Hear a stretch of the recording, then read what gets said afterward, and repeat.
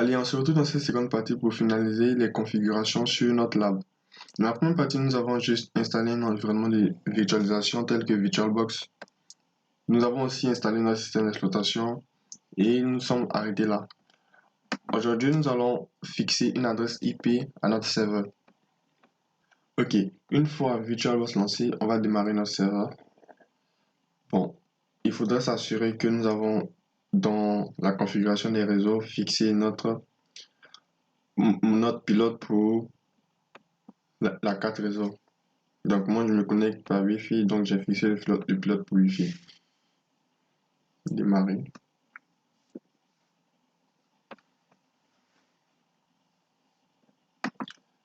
Très bien. L'interface de connexion est lancée. Nous allons nous connecter avec les identifiants que nous avons inscrits.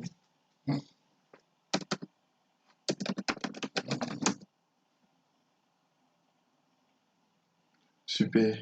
Donc, la première des choses, c'est de voir notre adresse IP. Pour voir notre adresse IP, nous allons faire entrer la commande IPA. Voilà, sur l'interface ENP0S3, nous avons l'adresse IP inet 192.168.1.101. Mais là, sachez que cette adresse-là est, comment dirais-je, disons dynamique, parce qu'elle peut changer par moment. Et pour voir cela, nous pouvons nous connecter en route d'abord. Voilà, tapons la commande sous.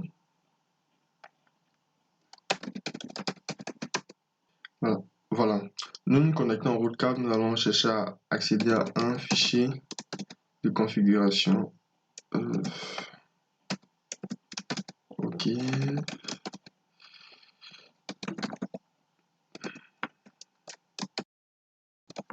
Interface. Donc, nous allons l'éditer avec Nano. On va enlever DHCP là. Statique. Adresse 10. L'information qui est plus importante encore, c'est le net mask. Voilà, le mask associé à cette adresse. /24. Donc, en l'occurrence, 255.0 à la fin. 3 fois 255.0. Il nous faut maintenant le gateway. Voilà, la passerelle. C'est cette adresse-là qui nous permet d'aller sur Internet. C'est par cette adresse plutôt que nous allons vers Internet. Donc, elle appartient à notre réseau. Ce qu'on va faire maintenant, on va enregistrer en faisant CTRL S et CTRL, je pense que c'est bon, CTRL X. Voilà. Tout est bon. Nous allons maintenant redémarrer le service réseau. Restart. Super. Maintenant, nous allons activer l'interface que nous venons de configurer. IFA-V UNP0S3. C'est le nom de l'interface. Je pense que c'est bon. Voilà. On peut voir maintenant notre adresse IP. L'adresse IP 10.10 à la fin. Pour voir la passerelle, on entre la commande IP route. Voilà. Et on voit la passerelle ici. Alors, il peut arriver que l'adresse de votre passerelle change fréquemment. On se voit beaucoup avec les téléphones lorsque vous créez un point d'accès avec votre téléphone.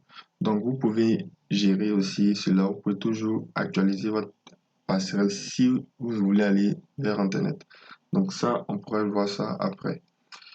Donc, pour voir si nous sommes connectés à Internet, si nous pouvons communiquer, nous allons taper la commande ping pour essayer de communiquer avec le serveur DNS de Google. Donc, ça passe, on a des réponses. Nous allons maintenant mettre à jour notre update d'abord, notre système. Voilà, c'est vraiment important de mettre à jour son système d'exploitation. Voilà, je pense que c'est bon. Attends, je vais analyser d'abord. On va analyser le fichier les dépôts. Fichier source list. Voilà. Bon, ça, on n'a pas de CD. On va mettre ça en commentaire. Ok, je pense que c'est bon. Donc, CTRL S, CTRL X. On va redémarrer encore la mise à jour. Je pense que c'est bon.